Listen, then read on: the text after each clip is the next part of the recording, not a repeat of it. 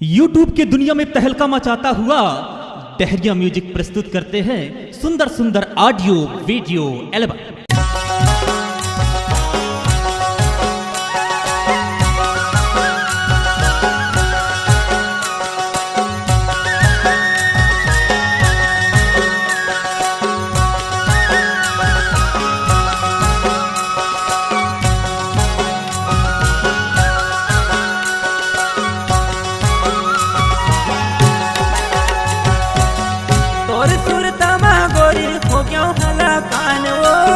तोर सुरतमा गोरी हो गया हला कान वो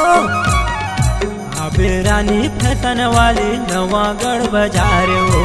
अबे रानी फैशन वाली नवागढ़ बाजार वो अबे रानी मोर दीवानी नवागढ़ बाजार वो अबे रानी माया वाली नवागढ़ बाजार वो।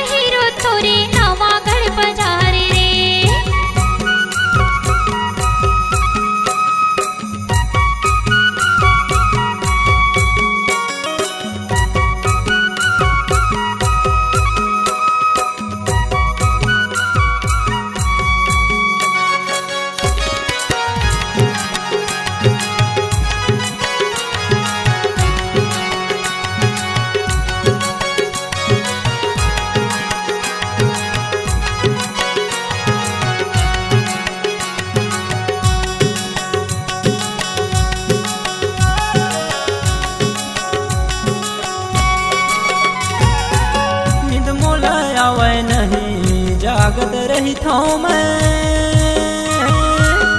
रात कट जाते गोरी सोचत रही था मैं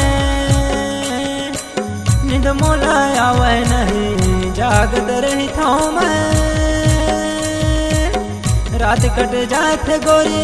सोचत रही था मैं रास्ता देखत रही था रोज गोरी तोरे वो रास्ता देखत रही था रोज गोरी तोरे वो अबे रानी माया वाली नवागढ़ बाजार वो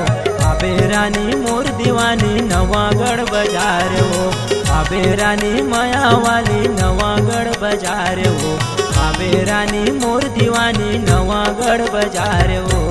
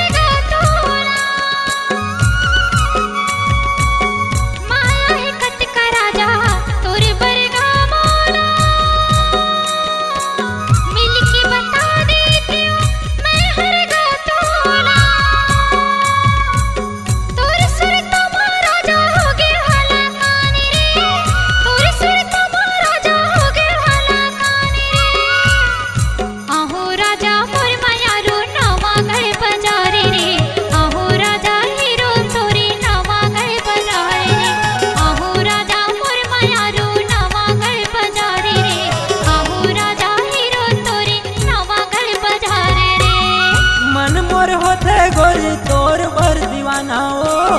मन मोर होते गोरी तोर बर दीवाना ओ अबे रानी फैशन वाली नवागढ़ बाजार आहो राजा मोर मायारू नवागढ़ बाजार रे अबे रानी फैशन वाली नवागढ़ बाजार आहो राजा हीरो तोरे नवा